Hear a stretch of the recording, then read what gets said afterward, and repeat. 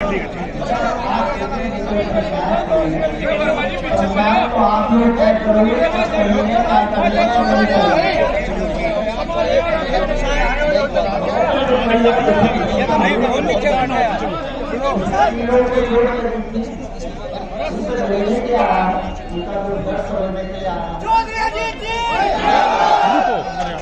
मकान तोड़े गए थे, उनसे अपनी संवेदना प्रकट करने आया हूँ।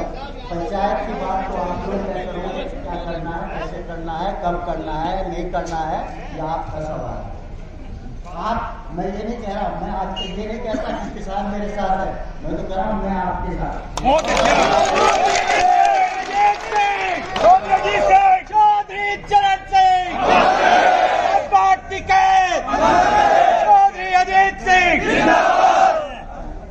मैंने रास्ते पर देखा बहुत पुलिस खड़ी हुई है, पीएसी भी लगी हुई है, 3-4 बसें जो घर पे आए हुए हैं। इसका इनको होना चाहिए था जब दंगाई आए। आप देख लीजिए हमारे इलाका की मीटिंग होती है, कहीं कोई डिस्टर्बेंस नहीं होता है। वो तो जो आए थे, जो भी कुछ हुआ उनकी वजह से हुआ। आखिर लोग सवाल ही तो पूछ रहे थे, गन्ने का दाम कब दोगे? गन्ने का दाम तो जाने दो, गन्ने का दाम भी अनाउंस करने में 4 महीने लगा दिए। मैं आपको बहुत लोगों को याद नहीं होगा, पता भी नहीं होगा, सन 1978 में चौक साहब ने कानून बनाया था, मिल मालिक पहले से हमारे बस की नहीं है पैसा देगा। चौक साहब ने कानून बनवा दिया कि जो मिल मालिक पैसा नहीं देगा, सरकार उसकी मिल जब्त करेगी। 10 दिन में हमने पैसा दे दिया, और जो आज किसानों के हितैषी बन रहे हैं, मोदी जी ने सरकार बनाते ही पहला काम वो कानून खत्म किया। आज अगर वो कानून होता तो सरकार कुछ न करती, लोग कोर्ट में चले जाते कि ये कानून है, मिल को जब्त करो, तो ये मिल मालिक आपको फौरन पैसा देने का काम कर। आपके बयान तो रोज आते हैं, जितनी बार मुख्यमंत्री पश्चिम में आते हैं 2 महीने में सारा चुनाव काया मिल जाएगा, घोषणा कर जाते हैं। मुख्यमंत्री नहीं, घोषणा मंत्री। और ऊपर से नीचे तक सारा सरकार यही काम करे। जहाँ तक 3 कानूनों की बात है, पहले तो इन्होंने फैलाया कि किसान बेपनाह है, उसे कुछ पता नहीं है, उसे मालूम ही नहीं है, उनके हित में है। मैं इसका एक ही जवाब देना चाहूंगा। मैंने एक वीडियो आई थी मेरे पास, एक 75 साल का बुढ़ा था, उससे पूछा चील वाले ने कि सरकार तो कह रही है कि किसानों के हित में एक कानून। उस बुढ़े ने मालूम क्या था, उसने कहा अगर ये कानून किसानों के हित में होता तो चरण सिंह 70 साल पहले बन गया। सही बात। पहले तो इन्होंने कहा कि किसानों को कुछ समझ में नहीं आ रहा, फिर कहने लगे खालिस्तानी है, फिर कहने लगे ये आतंकवादी है, और अब ये कह रहे हैं अपने लोगों से कि जाके किसानों को समझाओ। यह किसान सब कुछ समझता है। जहाँ तक पढ़ाई लिखाई का, एक इनके सांसद है पार्टी में, बोले मैं सबसे बहुत पढ़ा लिखा किसान हूँ और मैं कह रहा हूँ ये किसान भी आपके हित में है। ये गांधी वंश से लेके लोग बैठे, और जो किसान कुछ कम पढ़े हैं उनके बच्चे PhD कर चुके हैं, उन्हें सब पता है क्या होगा इस कानून में। असली बात यह है कि MSP का पैसा तो आज भी आपको नहीं मिल रहा है। प्रधानमंत्री कहते हैं स्वामीनाथन की रिपोर्ट लागू करना, सच है क्या? धान का दाम है 1900 रुपए, वो भी स्वामीनाथन के हिसाब से तो 2700 होना चाहिए था। 1100 में किसान सुन लो भाई। फिर ये कहते हैं कि हमने बिल ले आए, वापस कैसे करेंगे? मैं आपको याद दिलाना चाहता हूँ, 2009 में कांग्रेस सरकार ने एक ऑर्डिनेंस पास किया था कि जो सरकार एक प्रदेश सरकार करने का काम तय करती है वो नहीं मिलेगा, केंद्र सरकार जो दाम तय करती है जिसे FRP कहते हैं वो मिलेगा। उस साल कार्तिक का नाम था गन्ने का 129 रुपए कुछ पैसे। सारे किसान इकट्ठा हो गए दिल्ली में, सारे राजनीतिक नेता मैंने बुला लिए। एक दिन में कांग्रेस सरकार ने वो कानून वापस ले लिया। ये है आपकी ताकत जब आप इकट्ठे हो जाते हो। उस साल जो 129 रुपए आपको दे रही थी केंद्र सरकार, गन्ने का दाम 270 रुपए तक पहुंचाना है। देखिए चौधरी साहब ने बहुत काम किए। सबसे बड़ा काम उन्होंने क्या किया, आपका एक वोट बैंक बनाया। जाति और धर्म के ऊपर उठ के जब किसान इकट्ठा हो जाएगा, उसके पहले कोई पार्टी किसानों की बात नहीं करती। एक बार उन्होंने इकट्ठा कर लिया तो सब पार्टियां किसानों की बात करने लगी। मोदी ने वो वोट बैंक जाति और धर्म के नाम पे आपको बांट के उस वोट बैंक को खत्म कर दिया। जब तक आप इकट्ठे नहीं होंगे, सरकार आपकी सुनने वाली नहीं। और अब तो ये जातिवाद को उतर आया। कोई कहता है सिखों का आंदोलन, कोई कहता है जाटों का आंदोलन है। उसी से इनका पेट नहीं भरा। हाथ पे उतर आए, गोच पे उतर आए, हमको कहते जातिवादी, लेकिन ये लोगों को बांटने का काम कर रहे हैं। अगर आप हट जाओगे तो फिर इनको कोई चिंता होने वाली नहीं। ये लड़ाई लड़नी है, लेकिन हम जीतेंगे।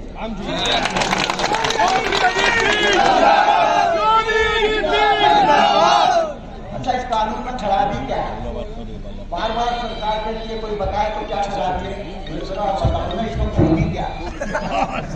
भाई आप कानून लाए हो तो किसके लिए लाए हो, क्यों लाए हो, क्या खूबी है? किसान की आय दूनी तो आप ऐसे ही करते रहो, हो गई ना दूनी? 82 रुपये डीजल हो गया। ये दूनी करेंगे जरूर, पहले आधी करेंगे फिर दूनी। इसका प्रोग्राम यही है, बराबर हो जाएगी जी।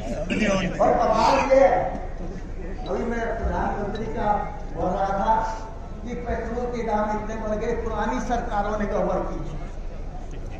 जब 110 रुपए क्रूड का दाम था डॉलर, तब 70 रुपए में पेट्रोल मिल रहा था। अब क्रूड हो गया 50 रुपए, 100 रुपए में पेट्रोल मिल रहा है। गलती पुरानी सरकार ये बहकाने के काम में लगे हैं। और सबसे बड़ी बात है, आपको ही बांटना है। आखिर जब कोई आएगा मंत्री, तो क्या किसान उससे नहीं पूछेगा हमारे गन्ने का दाम कब मिलेगा? तो उस पर हमको नाराज होने की क्या जरूरत है? और अगर वो जवाब नहीं देंगे, भैया राजनीति में गलत काम करोगे तो जिंदाबाद मुर्दाबाद सब तरह के नारे लगेंगे। उसका मतलब ये थोड़ी कि आप उनकी पिटाई करोगे। आप सुनिए या जवाब दे दीजिए, सेटिस्फाई कीजिए लोगों से, बात कीजिए लोगों से। और बड़ी कोशिश आज कर रहे हैं लोग, अभी तक ये नहीं समझा पाए थे, अभी समझाने में लगे हुए। मैं कहना चाहता हूँ, ये बड़े पढ़े लिखे लोग हैं, सही बात है, मैं भी थोड़ा बहुत पढ़ा लिखा हूँ। ये मुझे समझा दें, मैं आप सबको समझा काम वाम लड़ने की जरूरत नहीं है। अपने घर बैठे पैसा कमाते रहे। अगर ये मुझे समझा दें कि कानून बड़ा अच्छा है, तो मुझे विश्वास है आप एक बात मान जाएंगे, काम चल जाएगा। असल में आपको एक बार और बता दूं कि आज एमएसपी के खिलाफ कुछ करने को तैयार नहीं। 2011 में मनमोहन सिंह ने 2010 में कमेटी बनाई थी चीफ मिनिस्टर्स की कि किसानों को फसल का दाम कैसे अच्छा मिले। उस 3-4 चीफ मिनिस्टर थे, मोदी साहब उन ग्रुप के अध्यक्ष थे जो किसानों के लिए दाम तय करने की बात थी। और मोदी साहब ने लेटर दिया था मनमोहन सिंह जी को कि किसानों को एमएसपी मिलनी चाहिए, चाहे कोई भी खरीदे। और अब ये एमएसपी पे अब ये कहते आज मार्केट एक लेंगे क्या, कहाँ का शेयर खाते हो, कहाँ का केला खाते हो, कोई गलत नहीं है। और इनके ये अनाउंस करने के बाद इनके चीफ मिनिस्टर ने कह दिया, मनोहर लाल ने, हम उत्तर प्रदेश के किसान को घुस नहीं देंगे, उससे हम नहीं खरीदेंगे। गेहूं और धान जो पैसा सरकार देती है, वो नहीं चाहती कि दूसरे प्रदेश का वहां पे आ जाए, क्योंकि सरकार को वो पैसा देना पड़ेगा। तो खुद प्रधानमंत्री को तो इनके चीफ मिनिस्टर नहीं मार दिया। यही नहीं, मध्य प्रदेश का चीफ मिनिस्टर कहता है कोई ट्रक आएगी वहां से किसानों का सामान लेने, हम उस ट्रक को जब्त करेंगे।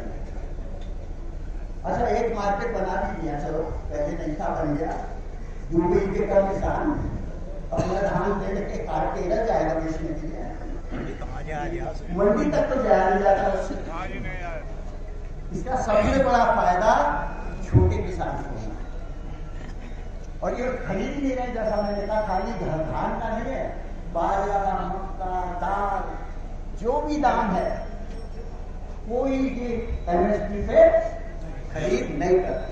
फिर ये सरकार कहती है बहुत खर्चा है, 23 लाख करोड़ खर्चा हो जाएगा।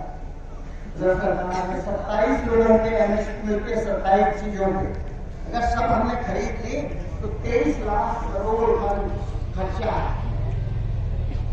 23 लाख करोड़ तो तब होगा जब 100% किसान आपको बेचेगा। पहले नहीं कर, पंजाब में भी 70% से ज्यादा नहीं बेचेगा। दूसरा, जब सरकार सारी दाल खरीद लेगी और उसको अपने पास रखेगी तो 2 साल बेचेगी ना ज्यादा। गेहूं भी बेचेगी, धान भी बेचेगी, मक्का भी बेचेगी, कौन खाएगा? खुद थोड़ी खा जाएगी सरकार। सारा, मैंने आजकल पढ़े एक्सपर्ट से बात की है, सारा खर्चा अगर 27 चीजें जो एमएसपी में है सरकार सब खरीदे, एमएसपी भाव से खरीदने का इंतजाम कर दे, 1,27,000 करोड़ का खर्चा है।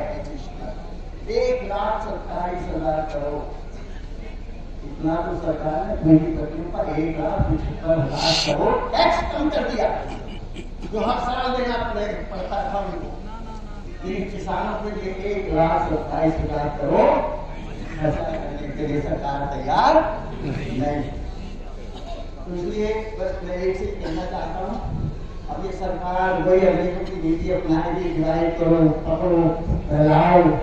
कुछ लोग फिसलेंगे, कुछ लोग बहकाए में आएंगे, लेकिन मेरा मानना है किसान समझ गया है कि उसके जीवन मरण का प्रश्न है। ये छोटी मोटी चीज नहीं है। आपको मैं बता दूं क्या हुआ। एमएसपी कौन देता है? फूड कॉर्पोरेशन ऑफ इंडिया, वो एमएसपी देता है, प्रदेश सरकारों को पैसा देता है, वो खरीदती। फूड कॉर्पोरेशन जब मनमोहन सिंह जी की सरकार खत्म हुई, 91,000 करोड़ कर्जा था। मोदी ने 3-6 साल में उसको 14 कर दिया, 2,70,000 करोड़ कर दिया। एफसीआई हो रही है बैंकरप्ट, एफसीआई के पास पैसा नहीं बचेगा, वो एमएसपी खत्म इसलिए हो गई, बिल में नहीं खत्म हो रही है। एफसीआई बैंकरप्ट हो रही है। एफसीआई ने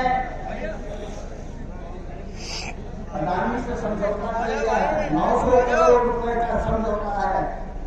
गोदाम बनाने में लगे हुए हैं अडानी के लोग, हरियाणा में, पंजाब में, सूरत में बना दिए हैं। अब एफसीआई आपको गोदाम नहीं रखेगी। और मध्य प्रदेश में बीजेपी की सरकार है, वो किसानों से सीधा कह दिया अडानी के गोदाम में रखो, चालू है, पैसा मिलेगा। चौधरी अजीत सिंह, चौधरी अजीत सिंह, किसान एकता, किसान एकता। मैं एक बात कहना चाहता हूँ, आपकी एफआईआर लिखी नहीं की? कौन है थानेदार? एफआईआर को कोई भी हो, और जब वो आपको पता है कि ताले तोड़े गए, घर में घुसे और एफआईआर को आप ले लीजिए, वरना मैं फिर जिम्मेदार नहीं जो होगा। ये कानून है। एक बार और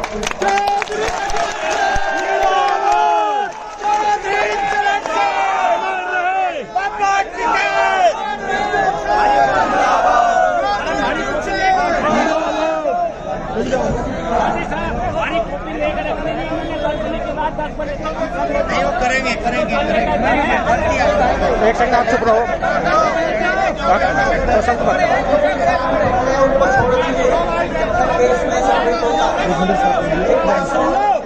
सुनो भाई, एक बार और कहना चाहता हूँ,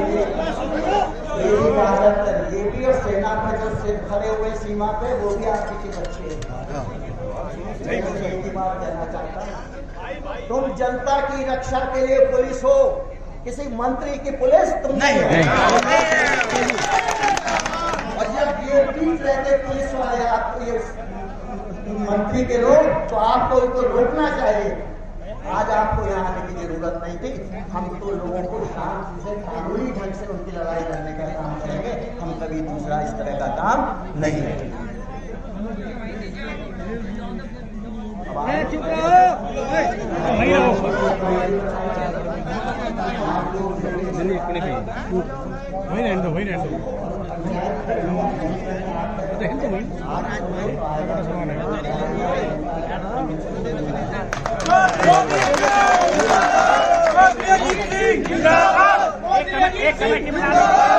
कमेटी तय कर लेगी, बाद में हो जाएगी, बाद में।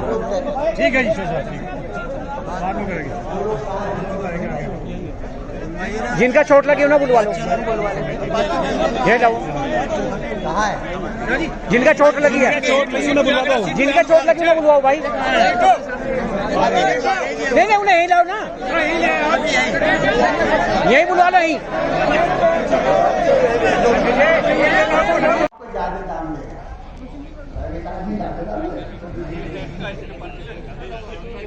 बिहार में बीजेपी की सरकार थी ब्रिटिश के साथ। 2006 में इन्होंने एपीएमसी जिसे एमएसपी मिलती है वो एक्ट खत्म कर दिया। औसतन वहां के किसान को 30% पैसा कम मिलता है। प्राइवेट आदमी तो वहां जाकर ज्यादा पैसा दे देता है। देखें मोदी साहब वहां क्या हो रहा, ये आपको बहकाने की कोशिश कर रहे हैं, आपको बांटने की कोशिश कर रहे हैं। उनको पहले तो यही नहीं पता कि आप किसान समझता नहीं है। मेरे ख्याल से इसको कुछ समझ नहीं है। किसान सब समझ रहा है। जो आप ये भी कोशिश कर रहे हो कि ये जाति और ये धर्म और ये खाप और ये गोद, किसान और बढ़ने वाला नहीं है। वो आपकी चाल समझ चुका है। दूसरे ये कहते हैं कि कॉन्ट्रैक्ट फार्मिंग करेंगे। कॉन्ट्रैक्ट फार्मिंग में एडीएम क्या कर देगा, कोई झगड़ा होगा तो। और अगर आप कोई कहे तो हम कहेंगे कोर्ट में भी चले जाओ भैया। 5 एकड़ का किसान, 10 एकड़ का किसान या 1 बीघे का किसान अंबानी के खिलाफ कोर्ट में चला जाएगा। ऐसे भी नहीं जाने कुछ, वो तो वकील ही नहीं कर पाएगा। और कोर्ट में कौन से फैसले हो रहे हैं, लाखों केस पड़े हैं, तो 10 साल तक किसान इंतजार करेगा।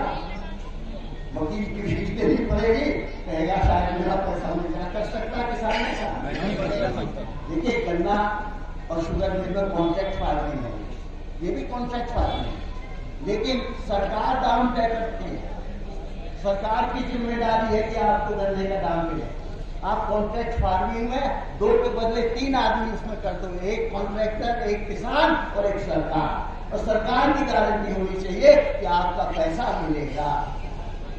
ये कहते हैं आपकी जमीन नहीं जाएगी, कानून में कोई प्रावधान नहीं है कि आपकी जमीन चली जाएगी। इस कानून में नहीं, ये सही कह रहे हैं। अभी मध्य प्रदेश में केस हुआ, कॉन्ट्रैक्ट फार्मिंग हुई, कॉन्ट्रैक्टर की कंपनी फेल हो गई, उसने लोन ले रखा था बैंक से इनकी जमीन के नाम से, और बैंक ने कुर्की का नोटिस भेज दिया। यही होगा, यही होगा अगर आपने इन कानूनों को मान लिया तो आज नहीं तो कल बीज ये देंगे, खाद ये डालेंगे, सामान ये खरीदेंगे, आप तो मजबूर हो जाओगे और क्या करोगे आप। और एक बड़ी अजीब बात मुझे लग रही है, आज इन्हें पुरानी सरकार भी किसानों की औसत आय 8,000 रुपए महीना है, मिनिमम वेज भी नहीं मिलती आपको। ये पूरे परिवार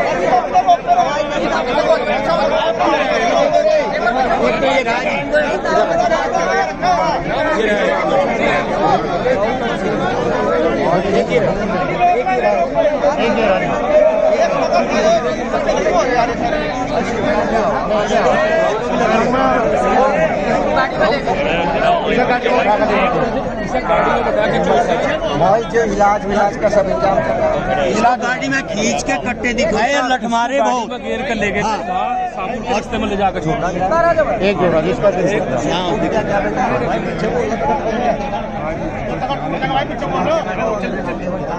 हाँ लगे जी इनको पुलिस बहुत अच्छी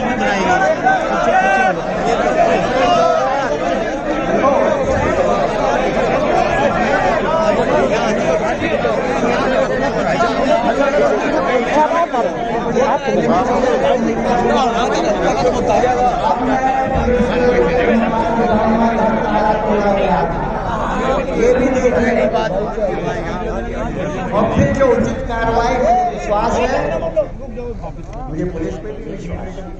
अगर इनको मौका मिला, सब चीजें दिखाई गई और जो कुछ गलत लोग इनके ऊपर दबाव डालते हैं उनका दबाव इन्होंने सह लिया, तो ये भी ठीक है।